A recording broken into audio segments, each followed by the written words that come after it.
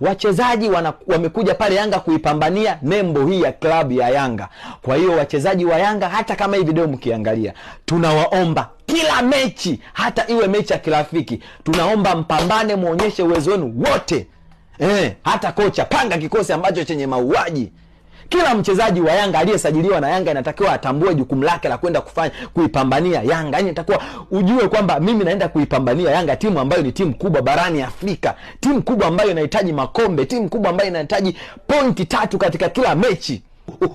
Ubisho sisi hatutaki katika timu yetu ya Yanga. Ubisho siju kujiona wewe ndo, yani ubisho sisi Yanga hatutaki. Tunataka watu wa kazi. Sisi Yanga hatujazoea kufungwa. Sisi Yanga hatujazoea mateso. Sisi Yanga tumezoea kushinda kila mechi. Sisi Yanga hata kama tukifungwa tunajua leo tumefungwa, lakini mpira tumecheza vizuri, bahati haikuwa kwetu. Lakini tunaona kabisa timu haijacheza vizuri. Guys, sisi Yanga hivyo vitu hatutakagi. Uzuri sisi mashabiki wa Yanga tunajua mpira uko hivi na hivi na hivi, lakini tunataka tuone hata kama tukifungwa, ila tunataka tulizike na performance ya timu yetu. Tunataka tulizike na performance ya wachezaji wetu, lakini hatutaki kuona eti tumecheza vibaya halafu tufumbe. Sisi wana Yanga tunaga hivyo vitu. Na sisi Yanga hatuwezagi kumvumilia mchezaji. Kuna wachezaji wengi wakubwa ambao wamekuja na wameondoka. Kwa hiyo sisi mashabiki wa Yanga tunawaomba nyinyi wachezaji wetu, mechi yoyote tunaomba msifanye makosa.